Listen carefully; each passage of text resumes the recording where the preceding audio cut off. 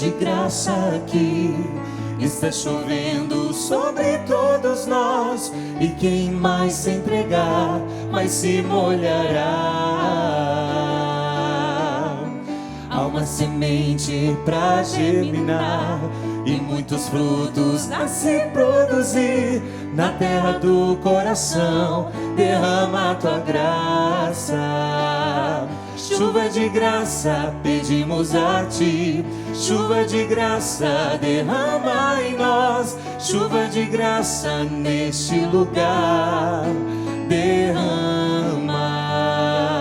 Chuva de graça pedimos a ti, chuva de graça derrama em nós, chuva de graça neste lugar derrama. Boa noite, que alegria! Estamos começando o programa Conhecendo a Palavra com Dom José Antônio Peruso. Quero acolher você que nos acompanha em todo o Brasil, pelas parabólicas, canais abertos, aplicativo da obra Evangelizar é Preciso. Seja você que nos acompanha aqui na região Sul, Sudeste, Centro-Oeste, Norte e Nordeste. Você pode agora preparar o seu caderno, Sagrada Escritura e caneta para conhecer a Palavra de Deus. Obrigado por você que faz parte e ajuda essa obra de evangelização. Passo agora a palavra para o Dom José Antônio Peruso. Olá, William.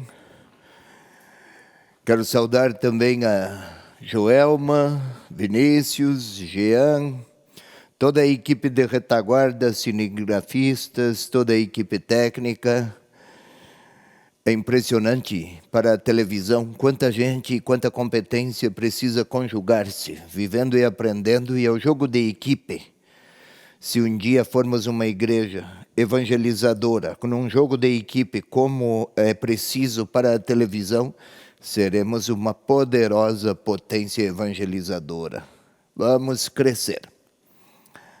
Querido telespectador, querida telespectadora,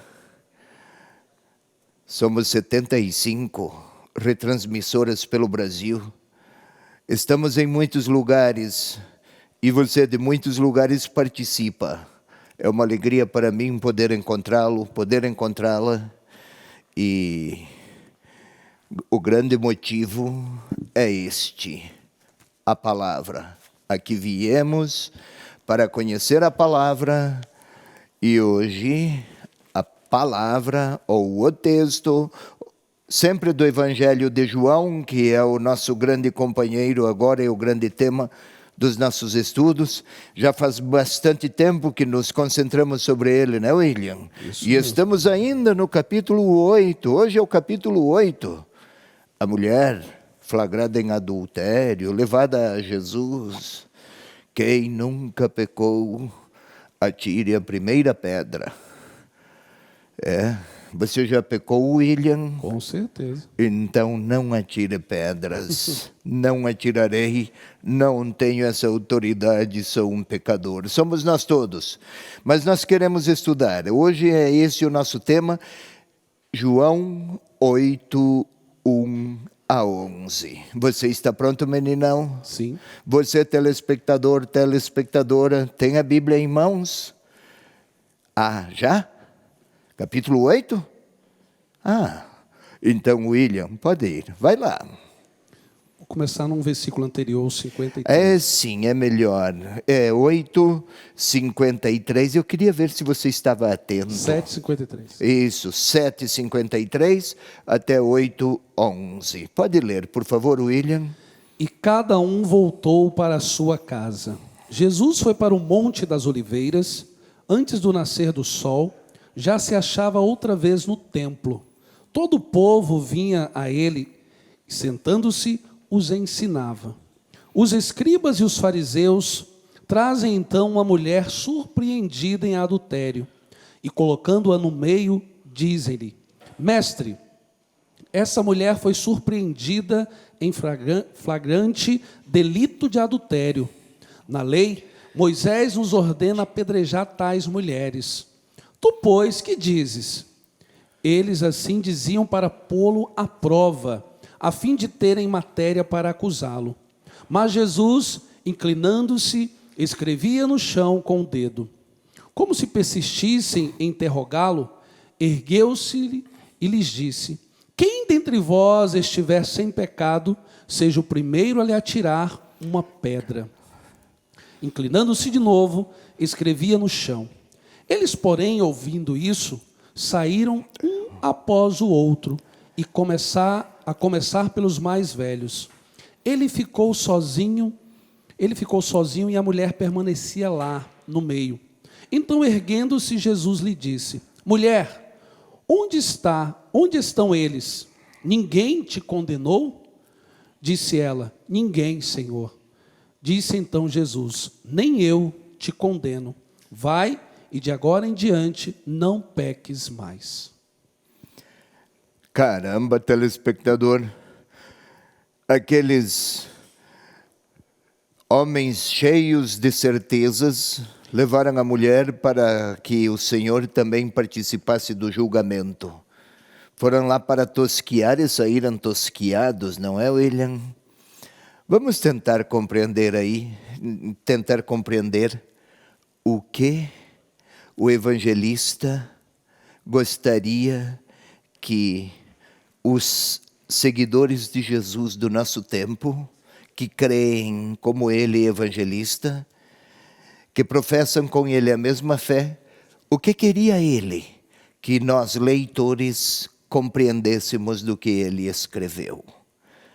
Como sempre, é preciso contextualizar. Nenhum texto, embora este seja mais delicado sob o aspecto de contextualização, mas não existe nenhum texto que esteja no ar. Ninguém pedala no ar, tem que estar sobre um chão. Algo assim, comparando, é esse o sentido da contextualização. E aqui temos, falando de contexto, nos outros encontros, já os repeti várias vezes, mas é preciso que tenhamos bem claro, os capítulos, do capítulo 7 a 10, é sempre no quadro da festa das tendas. E é a terceira vez que Jesus vai a Jerusalém. Essas primeiras telas, já as vimos nos outros encontros. Já faz tempo, porque vimos todo o capítulo 7. Agora estamos a começar o capítulo 8. Até o capítulo 10, Jesus está sempre lá em Jerusalém, por ocasião da festa das tendas, e sempre em debate com os líderes e as autoridades do templo. É um processo demorado, Jesus e eles que resistem à mensagem do Senhor, antepõem, propõem e pospõem sempre novos questionamentos para manifestar sua dureza, digamos assim, de fé. Nesta terceira vez que Jesus vai a Jerusalém, na primeira houve, só para recordar, houve a expulsão do templo, dos mercadores do templo. Claro que não gostaram. Na segunda houve a cura do paralítico, e você recorda, contestaram, como pode Jesus fazer isso ao sábado, transgredindo a lei? Sempre questões delicadas e parecendo que esta era quase uma forma obsessiva e viciada. É linguagem messiânica de salvação para os líderes que se opunham a Jesus, era a observância da lei, e obter da lei religiosa e das regras, e obter as recompensas de quem cumpriu deveres. Nunca esqueçamos, quem cumpre dever recebe recompensas. Não é preciso nem amar para isso. Cumprido o dever, recebida a recompensa, quase como um contrato. Já foi lembrado, ninguém ama o filho por dever, nem a esposa ou o marido, ou o amigo por dever. É experiência de gratuidade. Vamos lá. Observemos que nestes quadros delicados de contextualização, pode passar a outra a outra tela, que desde 7 até 10:42, já falei, está sempre Jesus no templo. E há dúvidas sobre ele. Só para recordar algumas dúvidas. Você está pronto, né, William? Sim. 7:14. Vamos ver aí, dúvidas. 7:14. Isso, telespectador, 7:14 também. Assim, você vai atrás do William, ele chega antes, ele já chegou lá. Você também, pode ler. Quando a festa estava pelo meio, Jesus subiu ao templo e começou a ensinar. E aí começaram os interrogativos. Vai ao versículo 26.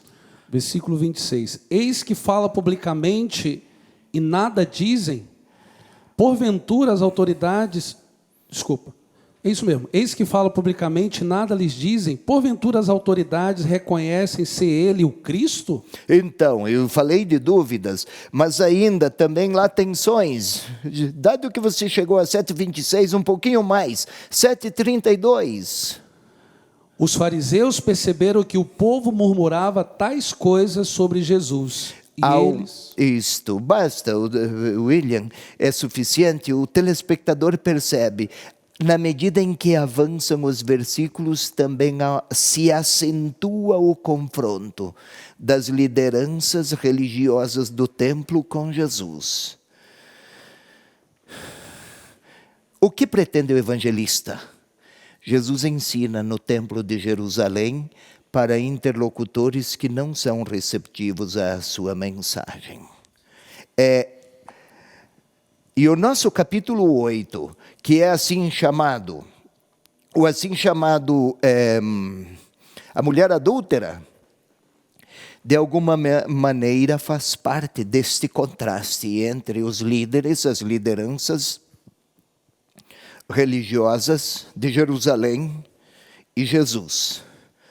De fato, levaram a mulher para que Jesus pronunciasse a condenação. Esperavam isso dele. E a lei judaica propunha, exatamente, que para os casos de adultério fosse lapidada a mulher, até a morte. Então, podemos dar um passo a mais, muitas dúvidas entre os judeus e tensões com os adversários. Estamos contextualizando, vejamos um pouco mais. As palavras de Jesus sobre si mesmo, essas que estão no versículo 28 e 29, capítulo 7, versículo 28 e 29, as palavras de Jesus geram controvérsia. Palavras de Jesus é Jesus a falar de si mesmo. Você pode dar mais um passo, meninão? Sim. Então, força! 28 e 29. Então, em alta voz, Jesus ensinava no templo, dizendo: Vós me conheceis e sabeis de onde eu sou. No entanto, não vim por própria vontade, mas é verdadeiro aquele que me enviou e que não conheceis. Eu, porém, o conheço porque venho de junto dele e foi ele quem me enviou. Conhecem, todavia desconhecem. E a reação, nosso tema hoje é o capítulo 8, então não nos concentraremos no 7º, mas se você perceber bem, William, esse debate, eu há pouco acabei de falar, é mais um passo neste processo crescente de confronto e de contraste. E daí chegamos ao capítulo 8, por favor, a nova tela. E este capítulo 8, também ele suscita algumas... Não o capítulo 8, o texto de hoje, capítulo 8, versículos 1 a 11. Começa já no último versículo do 7. Eu gostaria que você observasse, William, queira ler 8:11. É o último versículo da nossa unidade literária em estudo hoje, da mulher adúltera. Você vai ler 8:11 e passa imediatamente para o versículo 12, sem qualquer interrupção. Espera um pouquinho enquanto você procura, telespectador, você que acompanha. Vá à sua Bíblia, 8:11. Não sei qual é a sua Bíblia, mas todas elas terminam no 11, uma unidade, tem um outro título e em seguida começa uma outra narrativa. Esses títulos não foi o autor, no caso do Evangelho de João, quem os colocou, foram os editores. O texto originário é uma redação só, sem interrupções, sem parágrafos, sem novos títulos. É tudo uma única, como se fosse uma única grande página. Eu gostaria, telespectador, e você aqui, William, leia o 8, 11, passa para o 12, sem ler o título que tem entre um e outro. Vamos observar. Leia, William. Disse ela: ninguém, Senhor. Disse então Jesus: nem eu te condeno. Vai de agora em diante, não pequeis mais. De novo Jesus lhes falava. Pode reler, por favor, o versículo 11. Disse ela: ninguém, Senhor. Disse então Jesus: nem eu te condeno. Vai e de agora em diante não peques mais. Não peques mais. Segue, William. De novo Jesus lhes falava. Eu sou a luz do mundo, quem me segue não andará nas trevas. Há uma descontinuidade.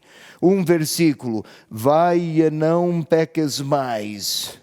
De novo Jesus lhes falava, agora é para um grupo, agora é para outros. O tema também mudou, eu sou a luz do mundo. Há uma descontinuidade, difícil de explicar. Na realidade, querido telespectador, dificilmente o capítulo 8, versículo 1 a 11, a unidade literária de hoje, 8, 1 a 11, dificilmente o texto de hoje estava presente na redação original do quarto evangelho. Muito provavelmente foi uma inserção que veio mais tarde. O evangelho, o quarto evangelho, foi escrito lá pelo final do primeiro século. Vamos por aí para arredondar no ano 95. Mas nos manuscritos mais antigos, manuscrito é aqueles textos escritos à mão, os evangelistas escreveram, outros depois copiaram. As grandes comunidades tinham uma cópia. Os copistas, tudo era manuscrito. Nos manuscritos mais antigos, não tem o texto da mulher adúltera. Por isso que estamos a dizer, dificilmente faz parte da primeira redação do quarto evangelho. E aqui esta ruptura aponta que há uma descontinuidade. E este texto, porém, se parece muito com a teologia de Lucas.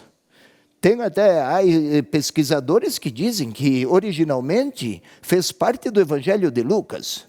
Difícil saber. Mas, vamos acompanhar um pouco, telespectador, William. Mesmo que não faça parte do texto da primeira redação, foi este também considerado pela igreja, e desde alguns séculos a seguir, lá no início da igreja, como palavra inspirada pelo Espírito Santo. Então, se o autor destes versículos foi o mesmo do quarto evangelho, talvez não. Aliás, provavelmente não. Mas que faz parte daquela unidade de conjunto que os cristãos lá do segundo e terceiro séculos reconheceram como palavra viva de Deus. Isto sim. Mas eu tinha pedido a você, William, que estivesse atento. Vai até Lucas, por favor, capítulo 21, versículos 37 a 38, só para que o telespectador compreenda algumas curiosidades. Pode ler? Durante o dia, ele ensinava no templo, mas passava as noites ao relento, no monte chamado das Oliveiras, e todo o povo madrugava junto com ele no templo para ouvi-lo. Ou seja, temos a informação de Lucas que Quando Jesus esteve no templo e esteve em Jerusalém, durante o dia ele ia lá para o Monte das Oliveiras, pernoitava, e ainda detalha, ao relento, e muitos iam com ele. Retornavam no dia seguinte, a mesma informação do nosso evangelho, do quarto evangelho. Talvez este texto, esta palavra de João 8:1 a 11, tivesse pertencido à redação de Lucas. Não se sabe como foi parar no quarto evangelho. Independente se Lucas ou João, autor do quarto evangelho, aquele autor do quarto evangelho, não necessariamente João, o apóstolo, chamado, que era pescador, filho de Zebedeu. Mas é bem possível que por alguma razão, algum erro, alguma distração, alguma intenção teológica até dos copistas primeiros, transpuseram de um evangelho para o outro. Mas o texto está ótimo, que faça parte do evangelho. Então agora precisamos ler, vamos começar a ler os nossos versículos. A outra tela vai aqui nos ajudar. Da contextualização, passamos agora à leitura dos versículos 7:53 até 8:1. Você pode ler, William? E cada um voltou para sua casa. Jesus foi ao Monte das Oliveiras. Uns foram para casa, Jesus para o Monte das Oliveiras. Por que colocar isso? O que há para explicar aqui? Quero lembrar ao telespectador que da outra vez, no outro encontro, se recorda bem, os guardas tinham mandado, os líderes do judaísmo tinham mandado guardas prenderem Jesus. Os guardas foram, não prenderam, porque jamais alguém falou como este homem. Nicodemos, mas por que prender? Temos que ouvir o acusado. Desentenderam-se, e daí chegamos aqui. E cada um foi para a sua casa. Chegamos aqui. E então, Jesus foi para o Monte das Oliveiras.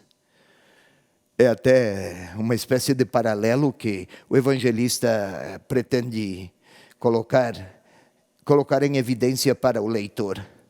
Cada um foi para a sua casa. Jesus foi para o monte.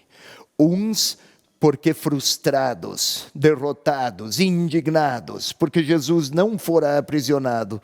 E Jesus foi para o monte, pernoitava ao relento, mas todo livre, porque ele vivia da força do alto. É um contraste intencional que o evangelista pretende que o leitor perceba.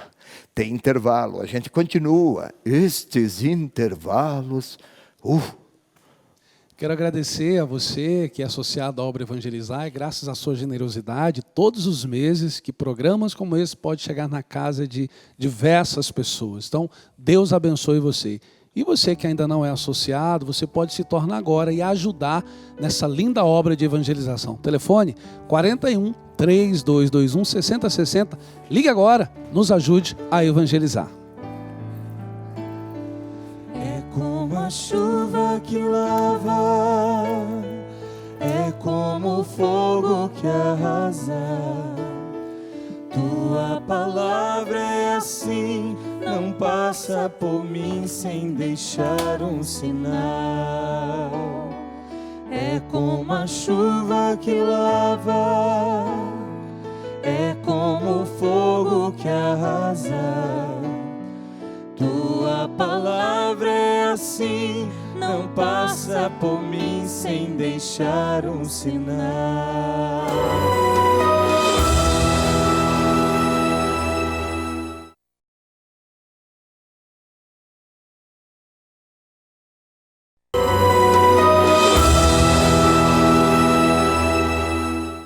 Teu amor me cura.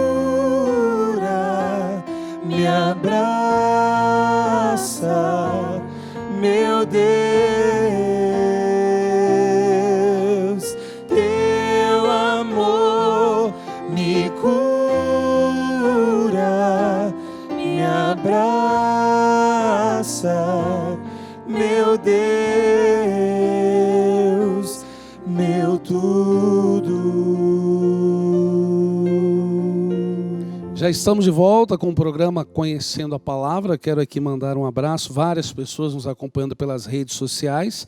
A Sandra Tomás nos acompanhando de Sobral, no Ceará. Ela diz que ansiosa pelo programa. A Jeane Souza diz que precisa conhecer mais a Palavra de Deus para ter uma vida em Cristo, nos acompanhando de Samambaia, região norte. A Lourdes Mariano, sou de Santa Cruz das Palmeiras, estado de São Paulo. Temos também a Josilene Barbosa, ela diz que a família é de Areal, Paraíba, porém ela mora em Campina Grande. Que nosso Deus possa me ajudar a conseguir um emprego. Emília Farias, ela diz que ama o programa Conhecendo a Palavra e pede a sua bênção, Dom Peruso. Emília? Emília, que Deus te abençoe.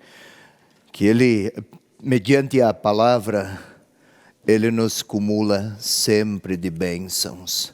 Palavra não é ideia, não é discurso, não é teorias sobre Deus, é a própria pessoa. E no caso de Jesus, é a própria pessoa de Jesus Cristo a falar. Aqui estamos estudando, não porque queremos cultura religiosa, porque queremos conhecer a pessoa de Jesus. E nós vamos aqui continuar então. Queremos conhecer a pessoa, queremos conhecê-lo para criar com ele a intimidade necessária, intimidade de discípulos. Nós discípulos, ele o Senhor. Acabei no quadro anterior, acabei de dizer, cada um voltou para a sua casa, Jesus para o Monte das Oliveiras. É a primeira vez no Evangelho de João que aparece este monte. Depois, na paixão. Mas aqui tinha apenas um caráter informativo. Cada um foi para a sua casa e o Senhor foi para o seu monte. Lá pernoitou. Vejamos o que acontece logo a seguir. A outra tela nos ajuda. Então, aí, hoje vamos trocar. William, você não vai perder o emprego. Vou pedir para a Joelma ler. Por favor, Joelma, leia. Antes do nascer do sol, já se achava outra vez no templo. Todo o povo vinha a ele e, sentando-se, os ensinava. Ótimo, mas você vai voltar a ler, William. Não se inquiete. Voltemos. Assim como você é o leitor, agora foi ela, você deveria cantar, William, como ela. Melhor não, né? Melhor não. Cada um no seu lugar, não é, telespectador? Antes do nascer do sol, já se achava outra vez no templo. O templo, Jesus parece que o frequenta como fosse seu. Uma assiduidade de quem será depois, não o edifício, mas o próprio Senhor, o próprio Senhor Jesus, o lugar do encontro com Deus. Mas eu queria lhe chamar a atenção, telespectador, para este verbo. Todo o povo vinha a ele. É no imperfeito. Imperfeito, na cultura grega, na língua em que João escreveu, ou o autor, que se apresenta com o título de João, tem um sentido de algo que era duradouro, que continuava, que permanecia, como que uma espécie de fluxo contínuo de pessoas que procuravam, que o buscavam, e todo o povo, esse pronome, esse adjetivo, todo, totalidade, está a destacar a necessidade e o anseio que o povo de Deus tinha de encontrar o próprio Deus. E no templo, casa de Deus, encontrava-o não com sacrifícios, mas no ensino, não mediante os sacrifícios, e aí o conflito com as lideranças judaicas, mas ao ouvir a palavra, a voz, o ensinamento. sentou-se. Ou aqui está escrito, todo o povo vinha até ele e ele sentando-se. Foi escrito sentou-se. Ou seja, tem uma forma verbal também para o verbo sentar-se. Não é pura e simplesmente chegar e fazer como eu estou fazendo. Sento-me, um movimento físico. Quem se sentava adotava a atitude do mestre que ensinava com autoridade. Se Jesus fez isso na festa das tendas, e fez várias vezes, aparece Jesus a ensinar no templo na festa das tendas. Agora este verbo parece algo tão comezinho, mas está a indicar uma significação de grande importância. Qual? A relação com Jesus se define por aceitar ou não o seu ensinamento. Quem o tem por Senhor, deixa-se ensinar por Ele. Não basta, já no Evangelho de Mateus, não todo aquele que me diz, Senhor, Senhor, entrará no reino dos céus. Mas é acolher sua pessoa, sua palavra, seu ensinamento. Se você for a 7,14, William, vai até lá, por favor. Eu estou. Ele está já no 7,14? Isto. Quando a festa estava pelo meio, Jesus subiu ao templo e começou a ensinar. E logo a seguir, também nas outras vezes que o verbo ensinar aparece, tem o conteúdo. Jesus começou a ensinar, 2 pontos. E daí vinha o ensinamento. Aqui, agora, não. Só os ensinava. O que há em tudo isso? Há uma espécie de intenção do evangelista de acelerar todo o processo. Não o do conteúdo do ensinamento, mas aproximar, acelerar, tornar mais rápida a chegada da outra protagonista, a nossa mulher adúltera, trazida, arrastada pelos seus, vamos dizer assim, os seus gendarmes, os seus verdugos, os seus algozes.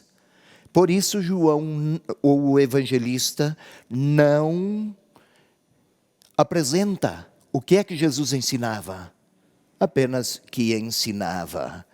Sigamos mais um pouco, que agora começamos a entrar. O que temos no versículo 3, telespectador, aí na sua Bíblia, o William vai ler aqui. Você acompanhe aí na sua, para se familiar com a sua Bíblia, para se familiarizar, desculpe, com a sua Bíblia. William? Os escribas e os fariseus trazem então uma mulher surpreendida em adultério e colocando-a no meio, dizem-lhe. Dizem-lhe, é isto? Trazem. Está no presente. Mas o fato foi no passado. Quem escreveu? Escreveu no presente por quê?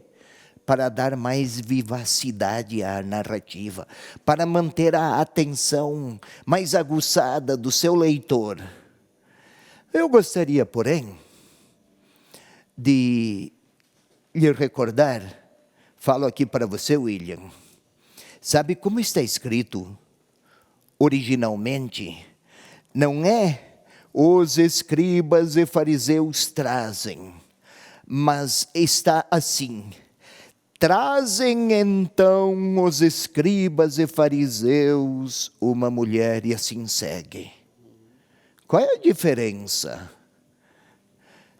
Se na nossa língua isso tem menos relevância, na língua em que foi escrito o Evangelho, a ordem das palavras e dos termos da frase, o que vem antes e o que vem depois, indica também que o evangelista valoriza mais, destaca mais esta ou aquela ação, ou este ou aquele personagem. Quem vem antes é porque o autor quer valorizar mais o que está por primeiro. E aqui o evangelista quer colocar em evidência que Jesus está a ensinar no templo. E então trazem uma mulher. Ele quer chamar a atenção do seu leitor. Concentre-se nesta ação de trazer uma mulher flagrada em adultério. Pode parecer algo de pouca significação, um antes ou depois, o que conta? Quase nada. Não, é preciso que compreendamos o modo como o evangelista quer que o seu leitor compreenda, e entenda, e interprete. Trazem então uma mulher. O gesto de trazer, e o verbo usado, veremos daqui a pouco, é quase que a trazem com violência, arrastando. Mas vai lá, pode reler, William, da maneira como está escrito. Os escribas e os fariseus trazem então uma mulher surpreendida em adultério e, colocando-a no meio, dizem-lhe: Não fala, quem é que flagrou esta mulher em adultério? Com quem estava a adulterar? Onde isso acontecera? Nem a reação do marido. Não está o evangelista interessado em destacar como se quisesse descrever um fato. Ele quer colocar diante dos olhos do leitor, sim, um fato, mas que as atenções do seu leitor voltem-se não para a sucessão de eventos e de acontecimentos como se tratasse de uma reportagem policial. Ele quer que o leitor se concentre nos protagonistas, nos seus sentimentos, nas suas dores, nos seus afetos, nas suas escolhas, o que há na interioridade de cada um. E quem é que traz?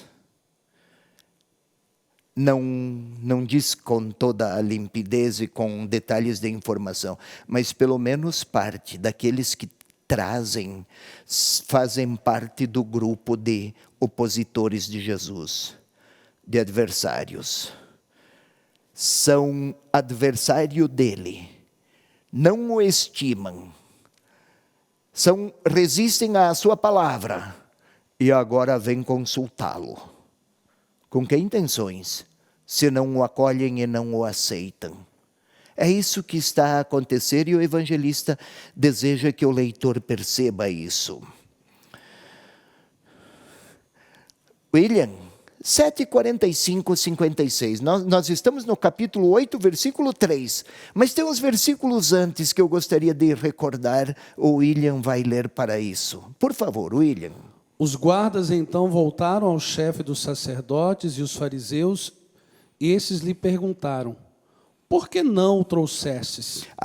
Primeiro os guardas voltaram aos chefes dos sacerdotes, e eles, chefes dos sacerdotes, perguntando: por que não o trouxestes? Antes queriam que Jesus fosse trazido preso, agora trazem para ele uma pecadora flagrada. Olha o contraste.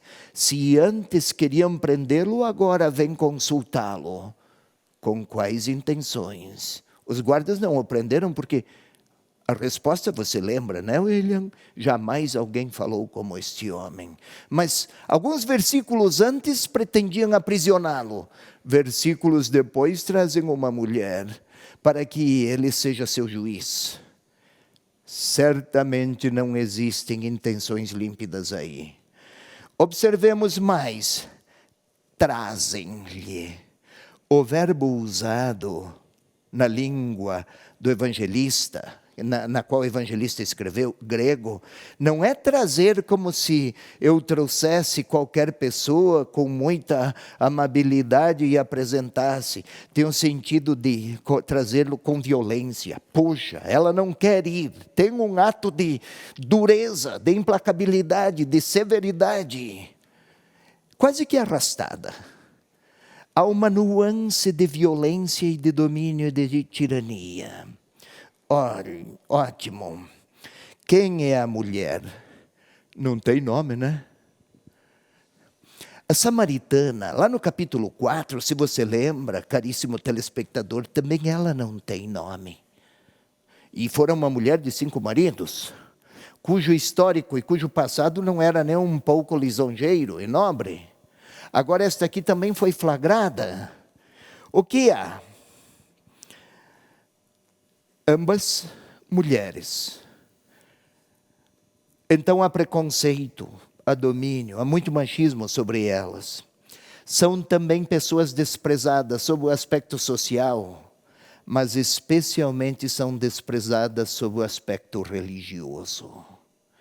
Novamente, é impressionante como o quarto evangelista, assim como os sinóticos, mostram um rosto de Jesus voltado com compaixão para as pessoas que os homens e mulheres e a sociedade despreza. Aqui está uma arrastada até com violência, porque fora flagrada num erro grave. Daqui a pouco veremos a punição que cabia na cultura da época. Fora flagrada num erro grave. Colocam-na no meio. Ela está no centro daqueles olhares intencionados a condená-la. Quantos olhos e quantos olhares fulmíneos que lança fogo de condenação. Ela, humilhada, os humilhadores e Jesus. É um cenário bem construído para que o leitor perceba, agora vamos ver. Os adversários de Jesus, agora vamos ver como é que ele vai sair desta. Mais do que condenar a mulher, além da condenação a ela, pretendem enredar o próprio Senhor. E são homens muito religiosos, assíduos frequentadores do templo, administradores do templo. Destas coisas houve ontem. É possível, sabemos, existem também hoje. Sigamos um pouco mais. Enquanto Jesus, observemos aqui a narrativa, vale a pena ler outra vez o versículo 3, William? Os escribas e os fariseus... Só um instantinho, telespectador, Jesus está a ensinar, não esqueça. E daí, William? Os escribas e os fariseus trazem então a mulher surpreendida em adultério e colocando-a no meio, dizem-lhe. O evangelista, além de evidenciar estes contrastes, o de Jesus e dos seus adversários, também cria um cenário, está a ensinar, de grande força pedagógica. Veja, telespectador, vocês também aqui. Jesus está a ensinar. Trazem-lhe uma mulher. O leitor que está atento lança os olhos e as atenções para aquele evento. A mulher que é trazida até com violência. Colocam-na no meio. Aqueles adversários do Senhor e julgadores, juízes da mulher, em torno a ela. E Jesus, olha um cenário, não apenas o ensinamento vem das palavras de Jesus, mas das cenas. Quais são as cenas? Da parte dos adversários, até a violência. E ela, lá no meio, como que se fosse uma vítima jogada aos leões. Pecador é verdade, mas observemos os desdobramentos. Vamos lá no outro versículo, por favor. Mestre, esta mulher foi surpreendida em flagrante delito de adultério. Na lei, Moisés nos ordena apedrejar tais mulheres. Tu, pois, que dizes? Notemos, mestre, hein? Olha aí, que nobre título, né? Tratam-no, parece que reconhecem nele a autoridade. Ele está a ensinar. No capítulo 7, e agora estamos iniciando o 8, e por todo o capítulo 8, Jesus está sempre a ensinar. Então, aí, mestre, é uma atividade didática. O evangelista quer que o leitor compreenda como o que é que Jesus quer ensinar, não com palavras agora, mas com seus gestos. Qual é o contexto? Ou melhor, qual é a acusação? Esta mulher foi surpreendida em flagrante delito de adultério. Não há como contestar. É incontroverso. É de uma evidência apolínea. Não se pode negar. Foi um erro e o erro é grave. E agora? Observemos, lei, é até maiúsculo, porque era a grande palavra da maior autoridade, a maior autoridade acerca dos comportamentos de um bom judeu era a lei. Moisés, fora ele que legara a lei para o povo, o maior dos profetas, o grande homem das mais lídimas tradições religiosas do judaísmo. A lei, Moisés, o erro foi flagrante, a lei e Moisés ordenam que haja apedrejamentos. Tu, pois, o que dizes? Para falar da lei de Moisés, vale a pena que leiamos agora o que encontraremos, o que há lá no capítulo 1, versículo 17, William. Nós estamos no capítulo 8, versículo 4 e 5. Mas o autor do Evangelho, quem escreveu, espera que o seu leitor comece a ler do capítulo 1, versículo 1, e seguindo numa sequência até chegar no capítulo 8, 4 e 5. Isto é, como numa novela, para compreender o capítulo 40 é preciso ter conhecido o capítulo 20, o capítulo 10 e o capítulo 2. Então, o que disse lá no capítulo 1, versículo 17? Porque a lei foi dada por meio de Moisés. A graça e a verdade vieram por meio de Jesus Cristo. A lei, regra, norma,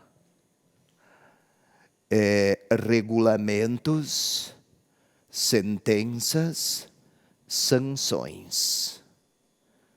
A graça e a verdade, vamos ter que ver daqui a pouco. É hora de mais um intervalo. Quero lembrar você, caso você perdeu um dos nossos programas, um dos programas aqui da TV Evangelizar, vá lá no nosso canal do YouTube, youtube.com/TV Evangelizar Oficial, e lá você pode rever o seu programa preferido, inclusive o programa Conhecendo a Palavra. Vamos para um breve intervalo, voltamos já. Porque tenho medo, se nada é impossível para ti, porque tenho medo. Se nada é impossível para ti. Porque tenho medo. Se nada é impossível para ti. Porque tenho medo. Se nada é impossível para ti. Nada é impossível para ti. Nada é impossível para ti.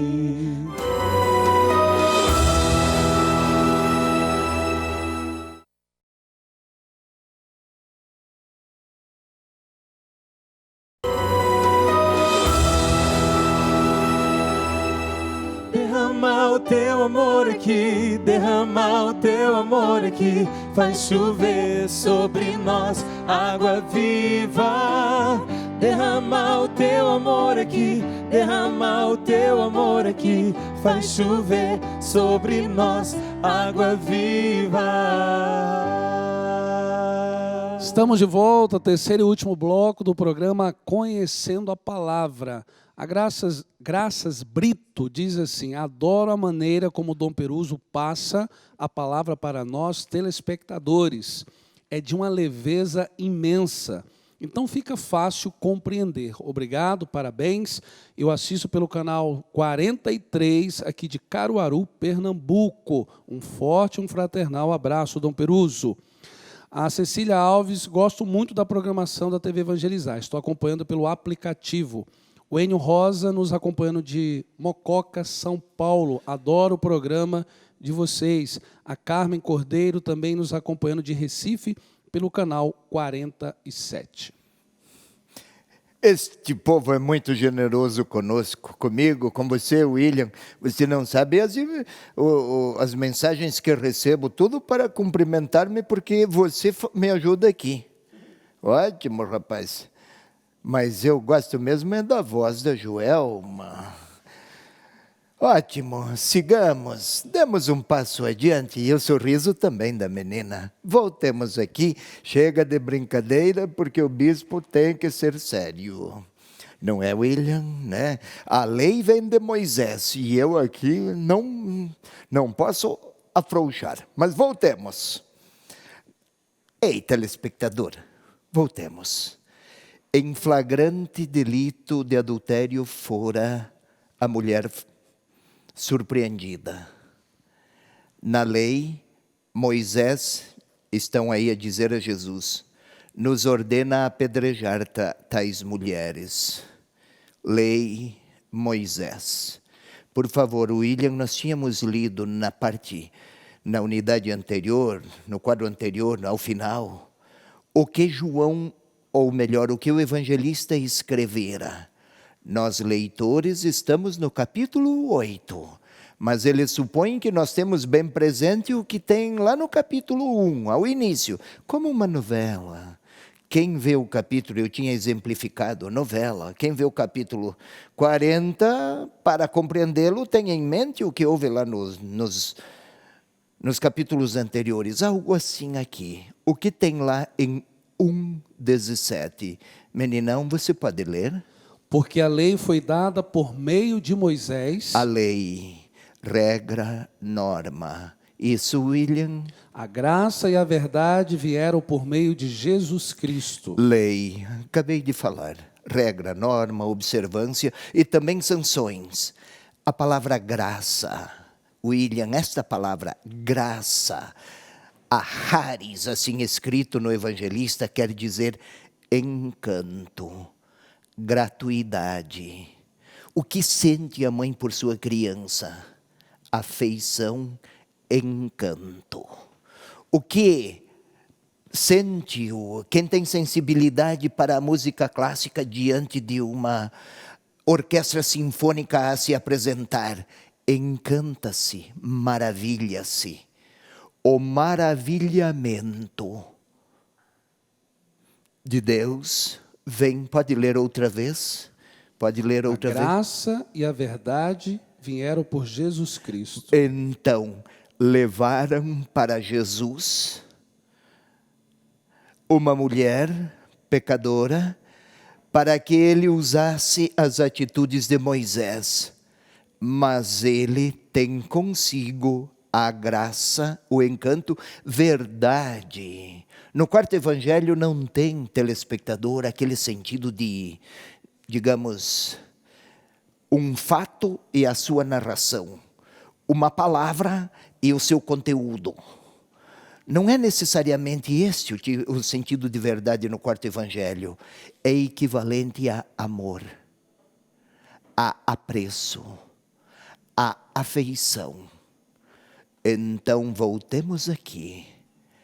No capítulo 1, versículo 17, a graça e a verdade vêm por meio de Jesus Cristo. De Moisés temos a lei. E a lei manda apedrejar estas mulheres. Tu, que tens graça e verdade. Eles não dizem assim, mas o leitor sim, ao ler vai perceber. Os adversários de Jesus não pensam em graça e em verdade, eles pensam em apedrejamento. Mas tu o que dizes? O leitor sabe. Ele, Jesus, ele traz a graça e a verdade, não a sentença que pune. A intenção deles, porém, é enredar, criar uma artimanha para que o próprio Senhor tropece e eles possam condená-lo. De novo, ei, leitor, telespectador, a mulher está lá no centro, fora arrastada. Os adversários olham para ela com olhares fulminantes de condenação e para Jesus. enraivecidos e indignados. E Jesus, sua reação ao cenário tão pitoresco, tão bizarro, tão marcado por contraposições de olhares. O que vem a seguir, vejamos na próxima tela. Você pode ler, William? Eles assim diziam para pô-lo à prova, a fim de terem matéria para acusá-lo. Mas Jesus, inclinando-se, escrevia no chão com o dedo. Eu pedi para você ler e esqueci de uma observação muito interessante que peço que retornem à tela anterior para que o telespectador compreenda algo mais. Aqui está. Na lei, Moisés nos ordena. Esse verbo, no Evangelho de João, aparece 4 vezes. 3 vezes é Jesus que fala: o Pai me ordenou, eu revelo o amor que o Pai me ordenou. No sentido de mandamento. Quando é Jesus que fala, a ordem é de revelar o amor do Pai. Quando são os adversários de Jesus que falam, a ordem é recordar a regra que estabelece o apedrejamento.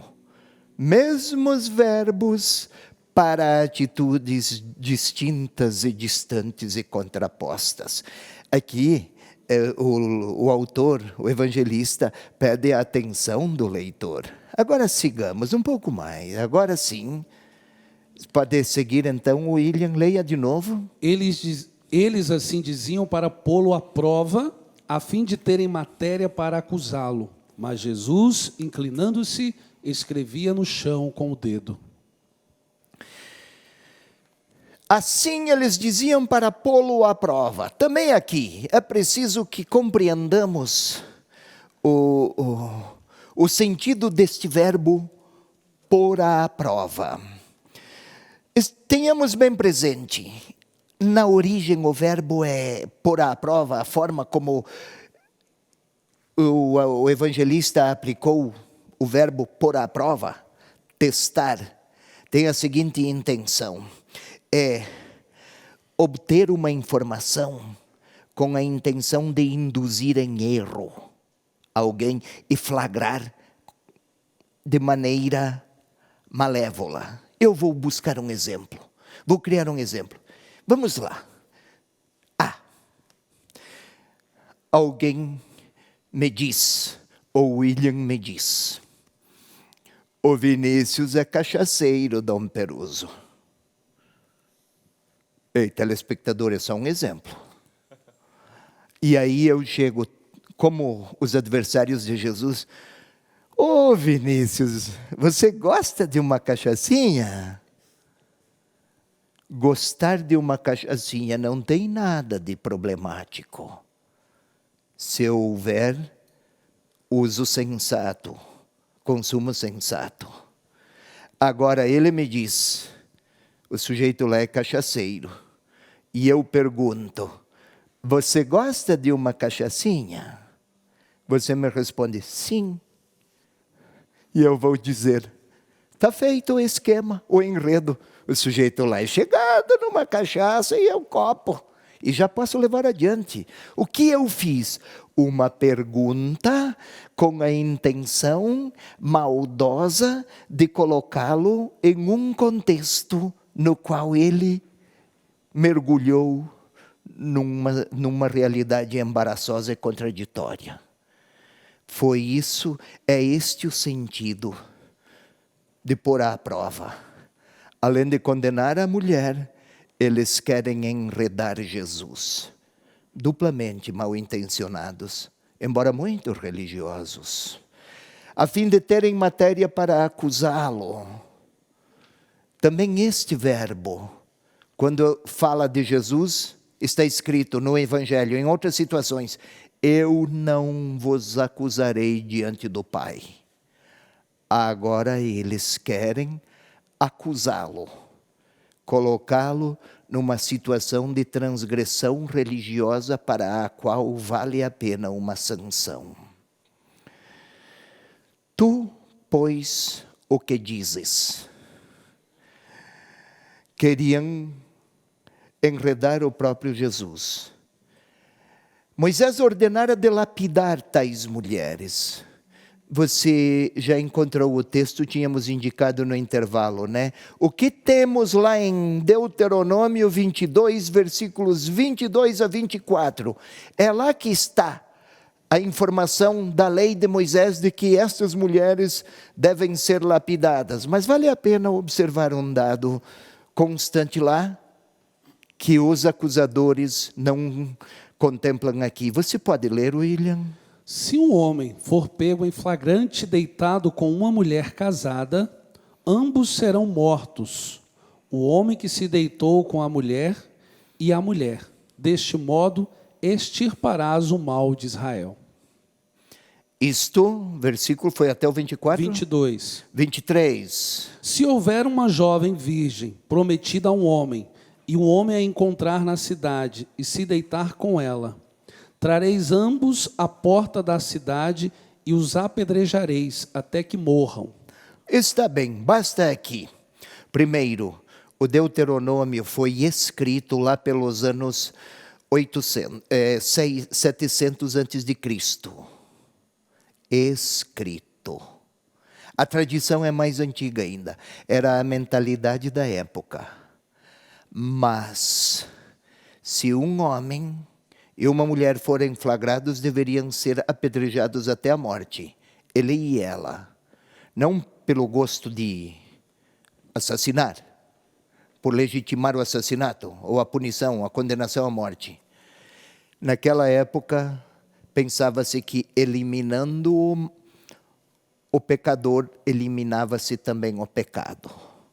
Para eliminar o mal, eliminemos os seus protagonistas e os seus agentes. Outros tempos. Mas o detalhe que eu queria chamar a atenção, a mulher, no tempo de Jesus, deveria ser punida até a morte. Do homem, ninguém fala nada. E já no tempo de Jesus, não se apedrejava mais o homem. A mulher, sim. Olha a sociedade em que estava. E era nesse contexto de uma sociedade extremamente injusta que queriam induzir Jesus em erro. Não dá para ler o Evangelho sem conhecer a sociedade e a cultura. E não é possível crer em Jesus ignorando as situações de injustiça dos tempos e dos contextos. Não sou esquerdista, viu? E também não sou político. Eu estou dizendo, se eu creio em Jesus, eu adoto comportamentos na vida social e cultural que mostrem o quanto eu o sigo. Sigamos. Leia novamente versículo 6, William. Eles assim diziam para pô-lo à prova, a fim de terem matéria para acusá-lo. Mas Jesus, inclinando-se, escrevia no chão com o dedo. Que gesto estranho. Ei, tem tantas indicações e tantas interpretações para este gesto e não se conhece de maneira mais explícita em outros textos com este gesto. Mas alguns dizem que Jesus escrevia na areia os pecados daqueles que acusavam. Outros dizem que era uma atitude de indiferença do próprio Senhor. Na realidade, o evangelista não está preocupado com o que ele escreve, com o que Jesus escreve, mas mais com o gesto. E este gesto está a apontar o quê? A reticência de Jesus em querer condenar. Eles trouxeram-na para que ele a condenasse. Curvar-se, escrever no chão, é a atitude de quem não aceita a proposição que lhe é dirigida. Condenar. Tu, pois, o que dizes, não diz. Não porque quer fugir do assunto. Veremos nos versículos que seguem. Porque ele quer abordar aquela questão partindo de uma outra perspectiva. E qual é a outra perspectiva? O texto a seguir pode nos ajudar. Como persistisse em interrogá-lo, ergueu-se e lhes disse: quem dentre vós estiver sem pecado, seja o primeiro a lhe atirar uma pedra. Ei, telespectador, no texto que temos aqui, aí na sua Bíblia, não sei bem que verbo usa, mas o que temos aqui, persistissem, persistir, não é apenas isso.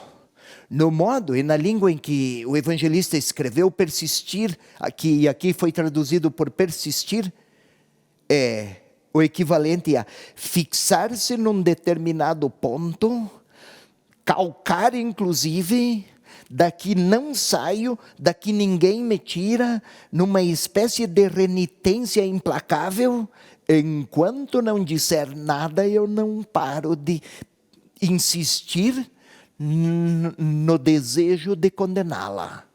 Ou seja, era um exercício repetido de maldade. Não porque a mulher não estava errada, estava sim, mas o modo de abordar e de interpretar o erro empregavam suas melhores energias para uma espécie de comportamento implacável e severo, que não sai. É usado um tipo de verbo como se alguém se fixou como um poste nessa determinada ideia. Pois bem, como eram como um poste fixado em torno da ideia de interrogar Jesus, então, eles inflexíveis, Jesus ergueu-se.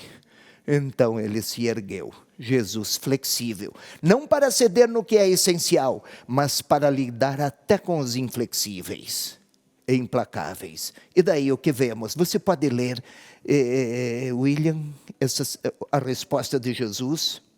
Quem dentre vós estiver sem pecado, seja o primeiro a lhe atirar uma pedra. Aquele que denunciava, quando um homem acusava uma mulher ou fizesse uma acusação qualquer, cuja sentença seria a morte, o acusador era o primeiro a atirar a pedra. Então aqui, os que flagraram a mulher podem começar a apedrejar se não pecaram. É interessante. Na realidade, quem exige uma aplicação rigorosa da lei, deve aplicá-la a si mesmo. Não esqueçamos, aqueles homens exigiam uma aplicação rigorosa da lei. Se querem ser justos, eles precisam se submeter à mesma lei. Mas se tiverem pecado, mais do que condenar, precisam também eles enfrentar sentenças. A condenação é legítima para quem nunca pecou. Este pode condenar. E Jesus, que nunca pecara, escolheu não apedrejar. Ou seja, o que aqueles homens que queriam condenar precisavam é aceitar a misericórdia do Senhor e não querer desfigurar os sentimentos do próprio Senhor, fazendo dele um juiz que condena. Vale repetir? A condenação é um direito de quem nunca pecou e nunca errou. Agora, se errou e pecou, o que precisa é aceitar a bondade de quem pode perdoar e não quer condenar. E então Jesus não limita o pecado ao erro da mulher, o seu adultério.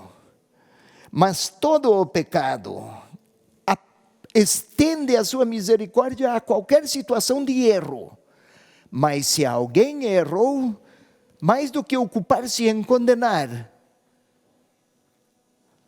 ou distancia-se de quem é misericordioso ou aceita a misericórdia. E aí, qual foi o passo seguinte? Veja o que tem lá no outro versículo. Inclinando-se de novo, escrevia no chão.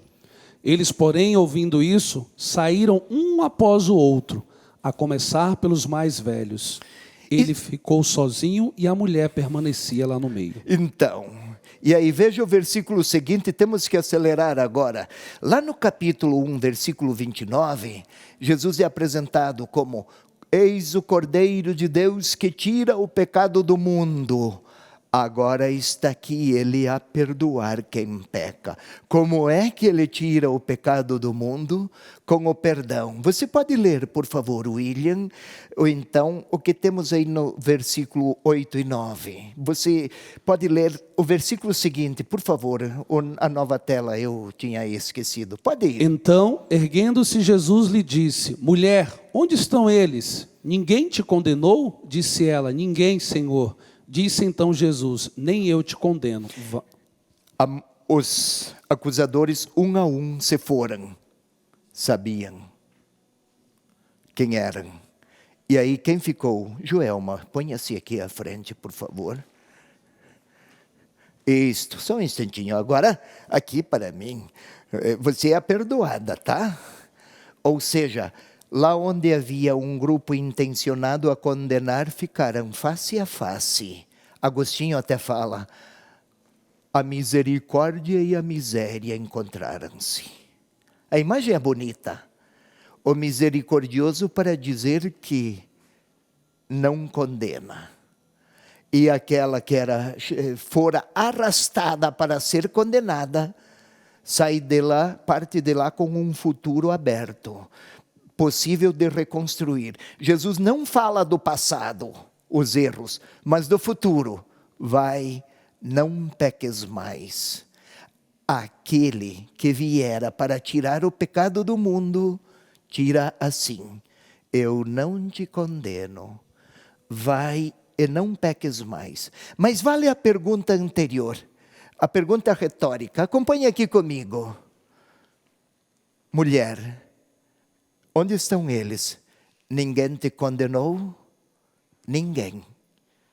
Eu não te condeno. Eles não condenaram porque eram pecadores. Jesus não condena porque é misericordioso. É preciso então que o leitor escolha: vai se dirigir a Jesus pedindo que seja juiz, ou vai procurá-lo com a atitude de quem precisa do seu perdão? É esta a intenção do evangelista, para que o leitor acolha não apenas as ideias de Jesus, mas a sua misericórdia. E quem acolhe a sua bondade, não pronuncia palavras de condenação. Eu acho que Jesus até deve ter dado um respeitoso abraço naquela senhora que foi perdoada. Nós chegamos ao final do nosso programa. Muito obrigado pela sua participação, que Deus abençoe sua vida. Obrigado pela sua contribuição, você associado fiel. Juntos evangelizamos mais. Cuida de mim, sei que tu cuidas de mim, Senhor. Ainda que eu ande pelo vale e eu atravesse a sombra da morte, cuida de mim.